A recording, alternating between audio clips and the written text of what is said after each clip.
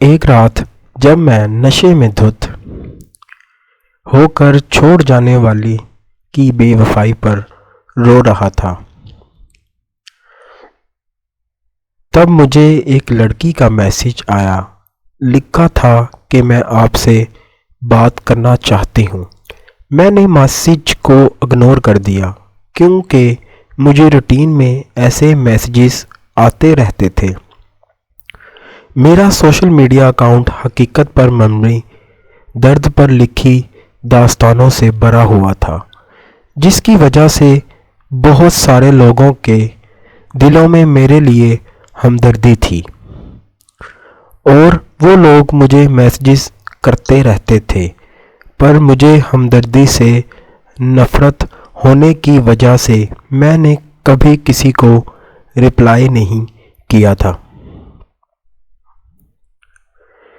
اس لڑکی کے بار بار میسیجز آنے لگے تو میں نے موبائل فون بند کیا اور سو گیا۔ اگلے دن میں شام کے 7 بجے نیند سے اٹھا اور اپنا موبائل آن کیا تو اس لڑکی کے کوئی 200 میسیجز آئے ہوئے تھے۔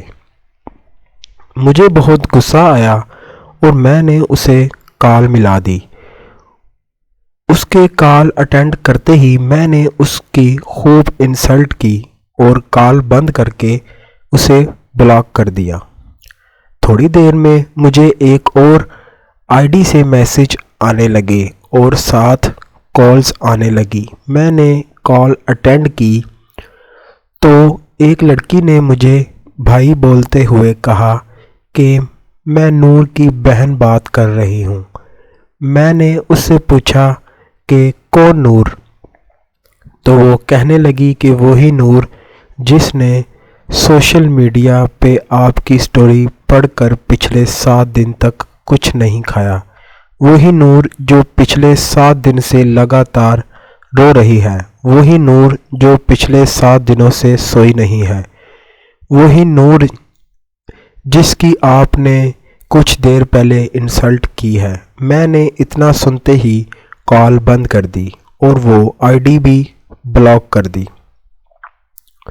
رات کو جب میں پھر سے نشے میں دھت ہوا تو مجھے عجیب خیال آنے لگے اور بے چینی ہونے لگی کہ آخر یہ نور لڑکی ہے کون اور ایسا کیوں کر رہی ہے۔ تجسس اتنا بڑھ گیا کہ میں نے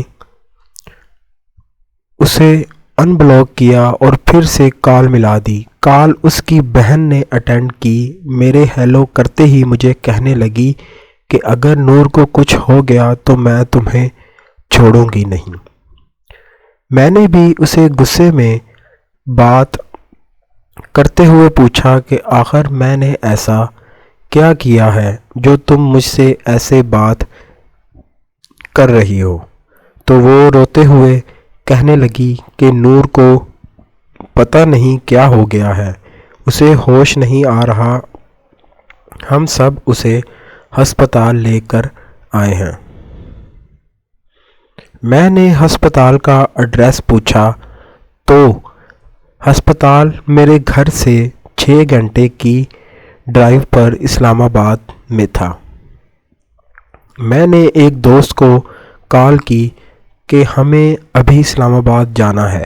وہ آ گیا اور ہم رات کے 2 بجے اسلام آباد کے لیے نکل پڑے۔ ہم صبح کے 8 بجے اسلام آباد کے ہاسپٹل پہنچ گئے۔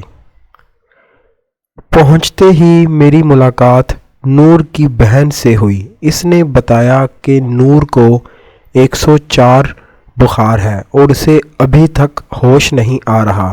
پھر اس کی بہن نے جو مجھے نور کے بارے میں بتایا وہ سب سن کر میں تو اپنے ہوش و حواس کھو بیٹھا تھا کہ آخر ایسا کیسے ممکن ہو سکتا ہے۔